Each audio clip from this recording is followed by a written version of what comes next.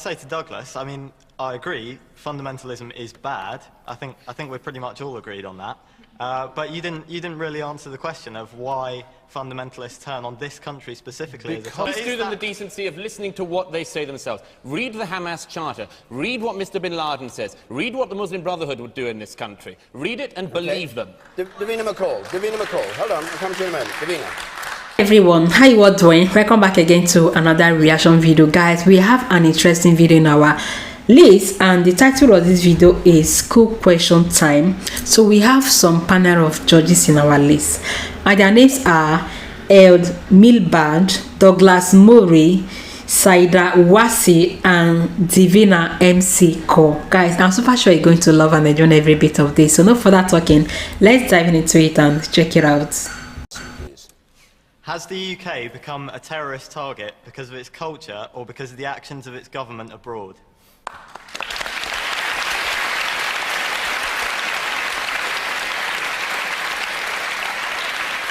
Douglas Murray.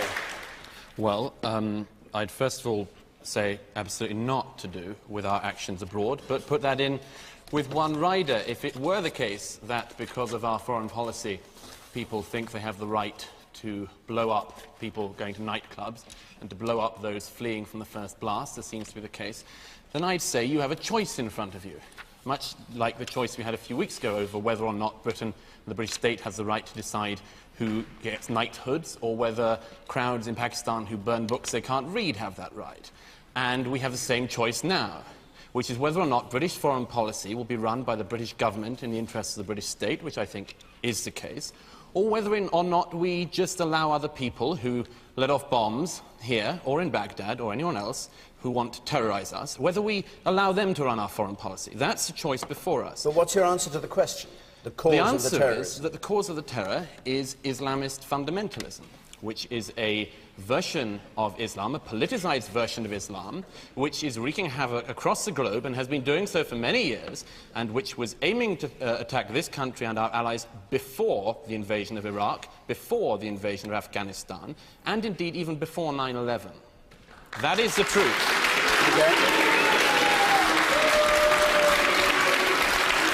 Saida Wasi. I think that there can never be any justification for the use of violence against civilians, and I think we need to make that point very clear, and I'm sure all of you in this room would agree with me on that. But there are two separate issues that you asked. Is the culture issue that you raised. I think there is a concern about culture in this country. I think that it's a concern about what it means for us to be a British people today, and whether we're comfortable about our identities. And certainly my role as Minister for Community Cohesion, I will be looking at ways in which we as British people have ease within each other rather than feeling uncomfortable, which I understand that some communities are.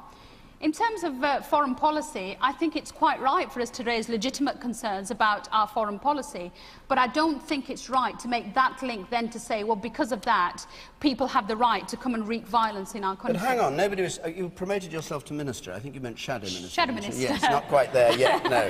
A little way to go. But the question was whether we're a target because of the actions of the government, not whether that legitimizes terrorism. Isn't that right, Tom Johnson? Where's Tom Johnson? Yes. Yeah, and I'd say to Douglas, I mean, I agree, fundamentalism is bad. I think we're pretty much all agreed on that. But you didn't really answer the question of why fundamentalists turn on this country specifically as a target. Allies, and they have a charter. Read what Mr. bin Laden says. Read what the Muslim Brotherhood would do in this country. Read it and believe them. Davina McCall. Hold on, I'll come to you in a moment. Davina.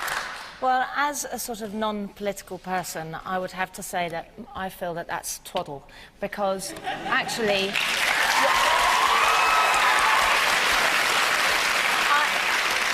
I haven't read the Hamas Charter, and I wouldn't imagine many people here have, but it does seem that hate breeds hate. And our foreign policy has been to go into countries that aren't waging war with us and going completely nightly. Afghanistan? Yes, no, but Afghanistan itself as a country did not wage war with us. No, it allowed terrorists to breed No, that, as did Mr. Hussein. That's not waging war with us. That's something completely different. No, I'm sorry. They train.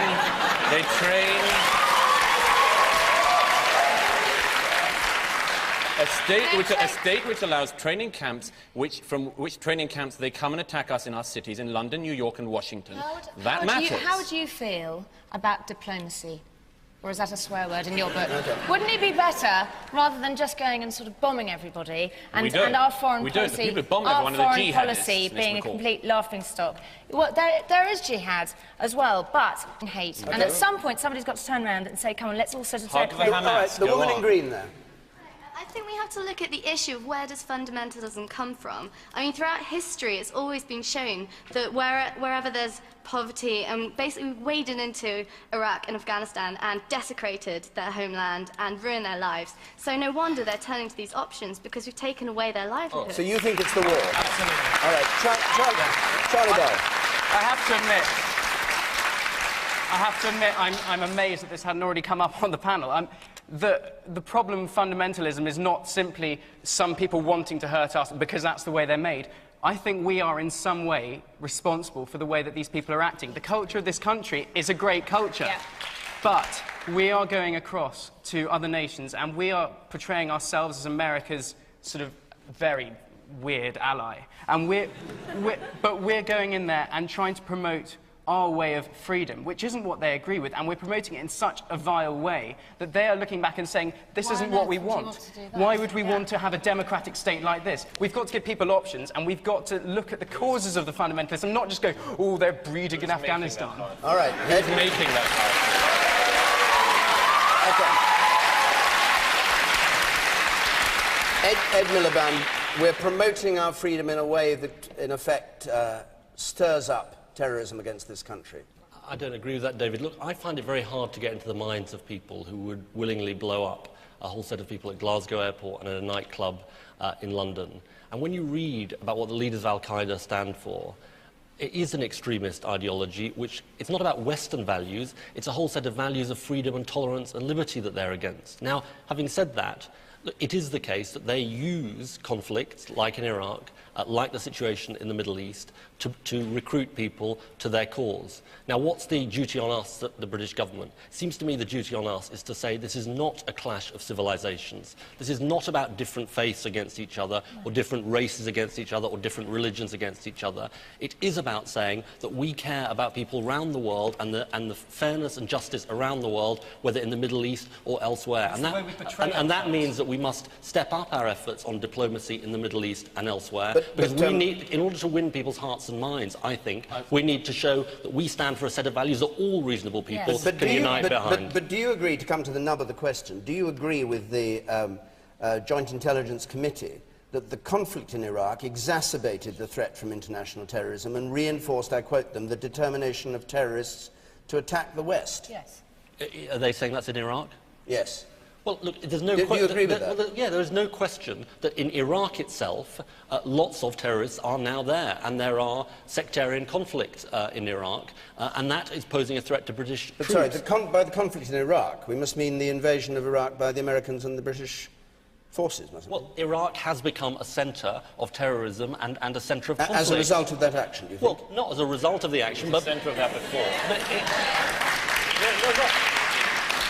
Look, it has become a place where there is a big war on terrorism being waged. Now, the question for us, I think, is we've established a set of obligations to the Iraqi people by being there. Now, you could say, well, let's just get out immediately. I don't think that would be the right thing to do, personally, because I think having gone in there and being there now at the behest of the Iraqi government, we have a set of obligations we have to fulfil to them. That isn't quite the question. The question was about causation, not about what you do now. The person in white there, the man in the white T-shirt. You, sir. Yes, far away. Hi, well, surely it's a bit of both. I mean, without a doubt, Iraq and Afghanistan have exacerbated the problem, but 9/11 happened before any of it. The argument was really awesome. Like, I really love it when people argue in a very, very respectful way. Yes, each of them, they were just trying to make their own opinions. Yes, they were just trying to, to make their own meanings. Guys like Douglas Murray, this man, he never stopped talking. He has been talking for years and nothing has changed in him. Yes, I love his speech a lot.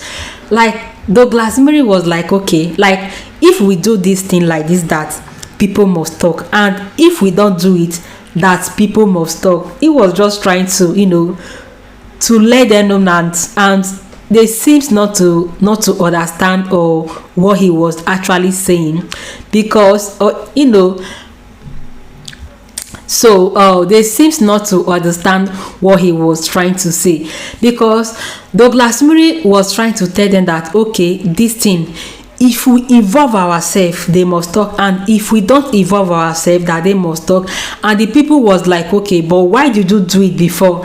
Why did you involve yourself before? And that it was through the involvement, it was through what they did before, that they are now facing some of the challenges that they are facing now. And they seems not to understand the angle that Douglas Murray was driving to. Yes, he was just trying to let them know that whether we do it or not. So he was just trying to tell them that, okay, whether we do this thing or not, that people must surely talk. Whether we did not do it, that people must surely talk. So why all the blames? And guys, the moment there is argument between two or more people, like everybody everybody have different ways of reasoning. Everybody have different ways of tackling things. We have our own different perspective. So all of them, they were just trying to to make their own opinion. This one was just trying to prove a point, and the other person in the other hand was trying to prove a point. So I think they seems not to understand Douglas Murray, because there are some cases that if you do this thing, they will talk, and if you don't do it, they must talk. So is it not better you do it? Yes, it's better you do it so that they will talk. So that was just that was what Douglas Murray was trying to say. Yes, all of them were actually right. They all made their own different opinions. Guys, like, I've really learned a lot from this Douglas Murray. This man never stopped talking. He has been talking for years, and up till now he keeps talking, and his talk are always so vital, and they make a lot of sense. Whenever he opens his mouth to talk, like, he always talks something that is very meaningful. So as for Douglas Murray, I really love his speech. Just like what I said before, guys, the moment there is an argument between two or more people, like, the way we reason things are quite different. Not the way Mr. A reason than Mr. B reason. Not the way Mr. A analyze things that Mr. B analyze. Like, each and every one of us, we have our own different ways of reasoning. We have different ways that we understand things, not the way you understand something that another person understands things. For instance, guys, I may just say, okay, B is A is for apple, and the moment I said that, is not the way Mr. B we see A has an apple than Mr. B. They will begin to understand it in different form, and that is one fact about nature.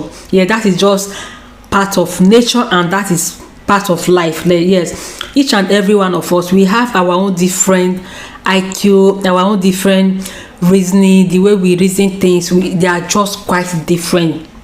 And all of them, guys, they were just trying to bring their own different opinions, what they believe, what they do not believe. Like each of them, this one was trying to make a point, and the other person in the other hand was just trying to make a point. But the good thing about the whole thing is that they argue in a very respectful way. And another beautiful things about this argument is that at the end of every argument, like, they must come in conclusion. They are going to look at every cycles, what this one has said, what this one has said, and they will look into everything, and they are going to pick those ones that are more important and work with them. So guys, I'm really so excited sharing this with you guys, and I hope you guys enjoy and love every bit of this. So guys, you let me know what you think about this video, and I'll be in the comment section waiting for you. Okay, so guys, you thank you all for watching, and see you all in my next one. Bye.